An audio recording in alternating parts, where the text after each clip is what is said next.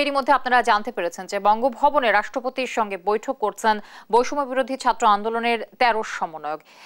দর্শক, এ নিয়ে আরো জানাতে আমাদের সঙ্গে সরাসরি যুক্ত হচ্ছেন সহকর্মী ফখরুল ইসলাম। ফখরুল, আপনি আমার সাথে যুক্ত ছিলেন প্রথম থেকেই, এখনো আছেন বঙ্গভবনের সামনে। 2 ঘন্টারও বেশি সময় হয়ে গেল বৈঠকের।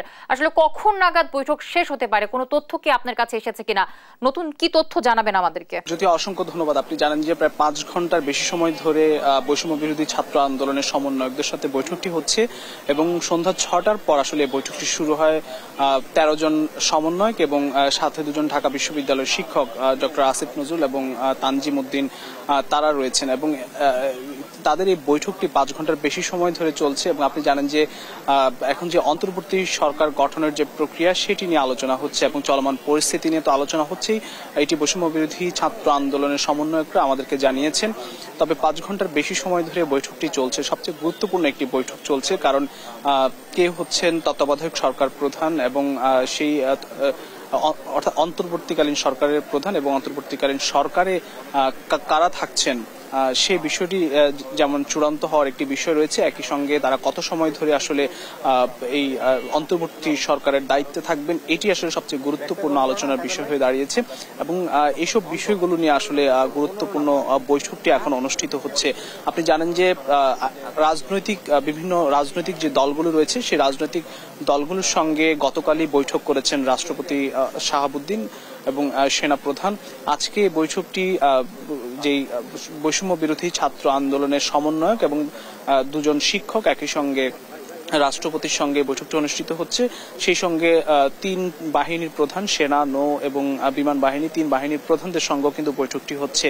কারণ জানেন যে খুবই গুরুত্বপূর্ণ একটি সময় দাঁড়িয়ে বাংলাদেশ। এই সময়টিতে আসলে অন্তর্বর্তী একটি সরকার গঠন করতে যাচ্ছে বাংলাদেশ এবং সেই সরকারের রূপরেখা কত সময় ধরে থাকবে সেই অন্তর্বর্তী সরকার এবং কারা হচ্ছেন সবকিছু একটি চূড়ান্তের বিষয় রয়েছে এবং সেটি খুব স্বল্প সময়ের মধ্যে কিন্তু এটি হওয়ার কথা।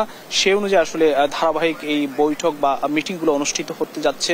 রাষ্ট্রপতি সকল পক্ষের সঙ্গে ধারাবাহিক যে বৈঠক, সেই বৈঠকের অংশ হিসেবে আজকে বৈষম্য বিরোধী ছাত্র আন্দোলনের যে সমন্বয়ক রয়েছেন 13 জন, তাদের সঙ্গে বৈঠক করছেন। 2 জন শিক্ষকের সঙ্গে একই সঙ্গে বৈঠকটি করছেন সেনা প্রধান সহ।